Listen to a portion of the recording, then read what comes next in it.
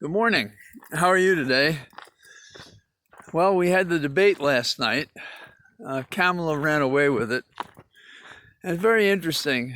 If you think of how a woman has to be concerned about how she's perceived, and this is unfair, but what I suspected she was doing last night was she couldn't say what Biden could say as a man to a society.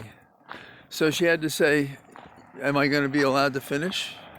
And she had to instruct him several times not to mansplain to her.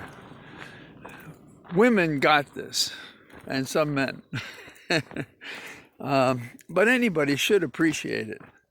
This is the phenomenon in which at a meeting of men and women, a woman says something and it doesn't become part of the discussion. She's ignored. And the men, even some may pick up on the argument, but it's treated as if they were the author and originator of it. So she dealt with that.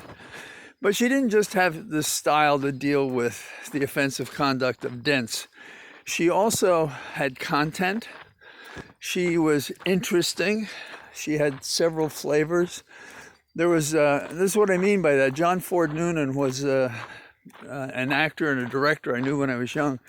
And he said, we each have our colors in the sense that we can play or do certain things because of who we are. We could be strong, we could be funny, we could be alluring, we could be consoling. But when we go beyond those colors or those characteristics, we're not persuasive, we don't feel genuine. Kamala has a range, and that's very good because she came off as both empathetic, but also as a powerhouse. And I think that's important for the ticket, particularly given the age of the presidential candidates. You have to feel that she could not only be a partner, but she could be the principal if she had to be. And I think she did that last night. Now, let's turn to the other ticket, away from Dents to Trump. Trump, he wants to debate, but only if he can break the rules, even like Dents did last night. And the commission has taken into account the virus and the offenses from the first debate by Trump, interrupting people, running on, things like that. And so they've set up a virtual debate. Well, Trump, General Bone Spur, he's not going to have anything to do with that. So he's not going to participate. And you know what?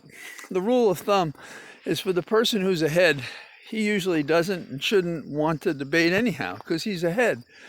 And what we have is the image of Trump being the coward, running away from a fair discussion, claiming that because it's virtual and he can't manipulate it in some way, then he doesn't want to participate. Fine.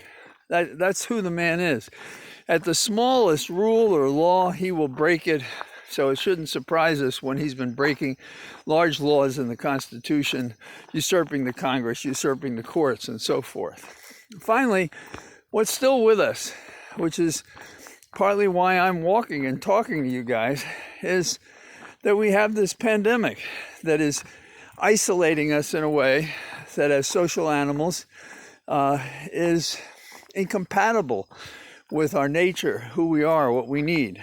But we've resolved to do that just as we've resolved to get rid of Trump from the White House. And I think every day our possibilities are getting stronger, particularly when the team of Biden and Harris is going to Arizona, where they have a slight lead, to see if they can close the deal and bring Kelly with them.